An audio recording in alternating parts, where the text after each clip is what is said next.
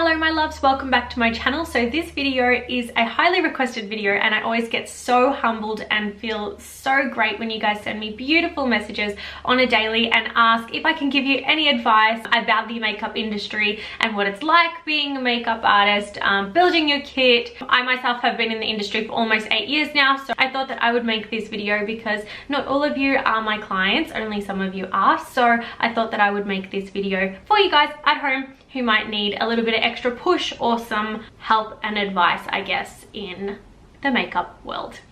So if you're interested in seeing this video, keep on watching, don't forget to subscribe, stop what you're doing right now and give me a thumbs up. Okay, so the first thing that I want to talk to you guys about is building your kit. Obviously your kit is everything. It's your tools, it's your everything that your business is built on is your kit. So it's the most important thing, and always taking care of that stuff and making sure that everything's nice and clean always is probably my #1 thing that I have to say.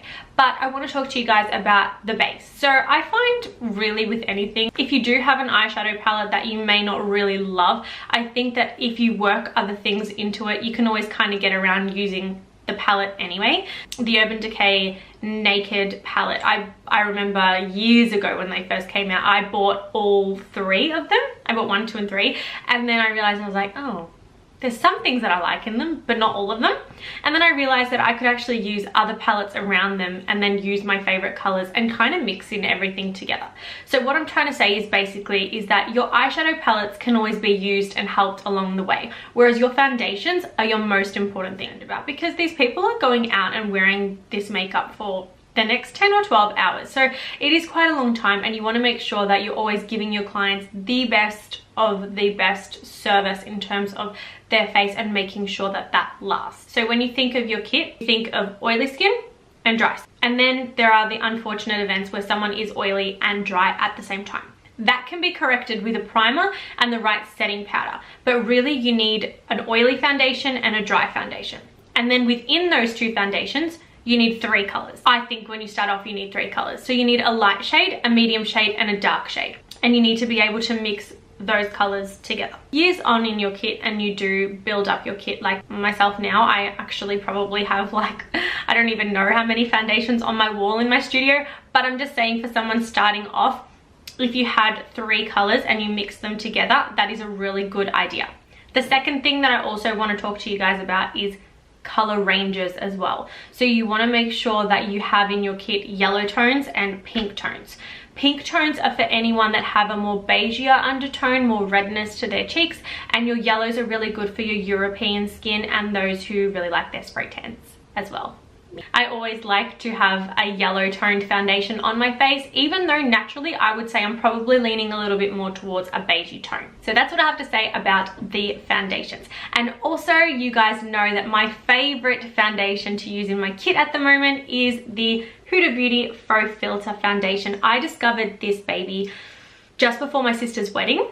I was looking for a new foundation. My sister personally really wanted the Crayola TV paint stick on her wedding day just because it suited her so well over the years. Every time she worn it, she knew it wasn't going to come off. It is quite a full coverage as well. We had to be ready quite early in the day, so that was perfect for her.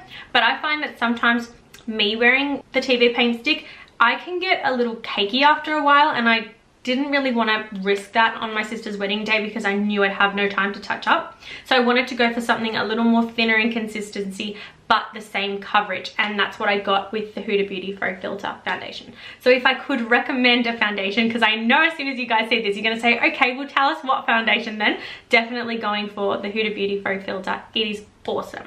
In terms of if it's good for oily and dry skin, I honestly think it's good for both. The only thing that I would suggest is using the correct primer underneath. If you are oily, use one that's for oily. If you are dry, use one for dry. Moving on from foundations to primers. That was such a tongue twister. I had to do that like 3 times. Really good primers in your kit. Guys, there are so many amazing primers. Always testing them out on yourself is great, or your family members as well that might have different kind of skin to you. But I'm just going to quickly touch base on one of my favorite primers. That's an illuminating primer, and that is the KRxx Illuminating Primer. Also for oily skin, there is the green one, which I believe is the matte, I think it's called mattifying primer. I'll put the link in my description box below. They are really, really good primers, guys. This one for dry skin, the other one for oily skin. They just really help seal the foundation into the face. And I say that because I just find that the layer that they put onto the skin, the foundation just sticks to really nice. I love it. They've been in my kit now probably for 2 years. I use them on almost every client and bridal part. I have a lot more other primers in my kit now. My kit is absolutely crazy full, but these are one of my favorites and they are always a standout and I tend to always grab them. Another really good primer though is the Fenty Beauty Pro Filter Matte. Pro Filter Matte is awesome for just like every kind of skin type, I guess. Like even your more drier clients and your more oily, they are really, really awesome to use as well. And moving on to the last part of our kit, which is tools. Guys, Zoeva, I cannot recommend Zoeva anymore. I've been using Zoeva since I was 21. I'm now 26, so I've been using them for 5 years. I have never in 5 years had a brush break on me from Zoeva, and I cannot say that about any other brush brand that I have used. Ones that are 3 times the price of Zoeva. And the last most important thing when I am talking about kits is hygiene. When I hear that a makeup artist doesn't clean their brushes after every client, I want to throw up. I started out, my whole first lesson of makeup was about hygiene. So whenever I hear something that doesn't follow steps correctly when it comes to hygiene, I definitely hygiene.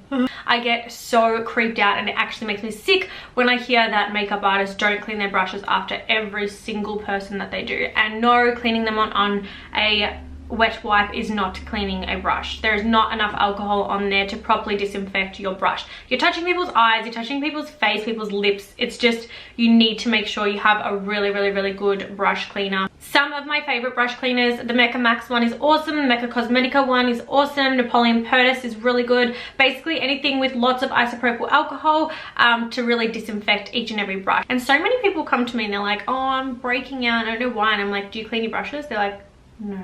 I'm like, your foundation brush is going to have the same bacteria it had last week. So every single time you put it on your face, you're putting that bacteria back on your face. Hence the breakout. Moving on to social media. So social media is such a powerful tool. It's our resume, it's how we get lots of clients, it's how we find new clients and all that kind of stuff. So social media obviously has changed my career in so many ways. I started out with makeup before there was Instagram. So at one stage of actually being a makeup artist, a freelance makeup artist, I actually didn't have any kind of social media. So back then it was a little bit different. A lot of people would just go in the store. But what I really want to say to the new makeup artists out there is that don't ever focus on numbers and don't ever feel disheartened that you don't have the same amount of followers as other makeup artists in your city or in your state or country, whatever it might be. It doesn't mean that you are a better makeup artist just because you have more followers than someone else. Everyone is skilled in their own ways and everyone has something that they're really good at, and clients will find that and they will see what they want, and that's why they'll be drawn to them. And I don't think that you would ever lose a job just because you don't have the same amount of followers as someone else. I think that if someone genuinely likes your work and your energy when you meet them and you do their makeup, that's all that really matters. So I really want to say that so many girls out there that do feel disheartened in their job because their page isn't as big, definitely don't focus on that and focus on how you treat your clients, because that is so much more important than any number of followers. Okay, make sure you guys remember that. And always remember as well that a bad review will travel so much more quicker than a good review. I heard that when I first started makeup and I was like, oh wow, that saying is so scary, but it's actually really true. Like, how many times do you see someone just like talk about something bad that happened with something that they bought, and then you're like, oh my god, I don't want to go there. So now I want to get to the part of the video that's like the influencer part of the video. Like, I think I kind of just fell into this work title as a beauty vlogger. It's just that I really wanted to come on here and show my followers that I had how I do things and just give them a chance to like get to know me a little bit better. That's really the only reason why I started doing YouTube. I think that I am just the same girl that you know, I used to be, but working back at Napoleon. I'm just someone who really loves makeup. I think I know how to do my job now. You'd hope so after 7 years, but I think that I am really confident in my job, which has been really great for me to have lots of recurring customers. So I think that in terms of being a beauty influencer, no, you don't have to be a beauty influencer. Just because you are one is not going to make you better at being a makeup artist. What's going to make you better at being a makeup artist is practice. Lots and lots and lots of practice, and I'm talking years of it, which is the next thing that I want to talk about. Your practice is also your sacrifice. So sacrificing lots and giving up those weekends. I know you don't want to give up your Friday nights and your Saturday nights, but unfortunately, if you want to be a good makeup artist, you're going to have to give them up. It's just part of the job. So my journey actually started with makeup a very, very long time ago. It started at the end of 2010, start of 2011, where I realized I really needed to do something about the fact that I did not know how to do any bit of makeup whatsoever. So I went into my makeup journey completely blind about makeup. I had no idea, and I learned over the years, and I got better at doing it as well. So my journey started back in 2011 really, and I worked in retail for about 4 years. So the most important thing I can say is working in retail makeup teaches you so much about everything. About skincare, about skill, and about dealing with clients as well, because it can be really scary as a freelance makeup artist going out and doing a client that you've actually never met before. It can be really daunting, whereas if you're doing it in retail, you're doing it with a whole bunch of staff members that you work with every single day. You're going through the same thing together every single day. So it's really important to build up that confidence when you do go out to a job, and just know that you know your job. You're confident in your job, because being confident in your job is really important. If you're not confident, the client's going to pick up on that, and most of the time they're going to pick on you about it. So it's better just to be really, really confident, know exactly how you want to tackle it, but also keeping in mind that you need to respect your client's wishes as well. So I'm going to finish up this video because I didn't want to keep it too long, to try and keep it as really short and simple as possible. I'm going to give away $250 worth of makeup products, especially suited for a makeup artist. So they're little kits like this, which have all different kinds of products in there. We've got a palette, we've got some setting spray, some banana powder, another palette, and some brushes, and a little makeup pouch as well from Mecca Max. To a new makeup artist, or not even a new makeup artist, someone that's just kind of starting out and is wanting to build their kit, all you have to do is leave me a comment below, and that's it. Really, just leave me a comment below, let me know why you want the products, and I'm going to choose one of you guys and announce the winner on my Instagram story in 1 week from now. Well, that's the end of the video, guys.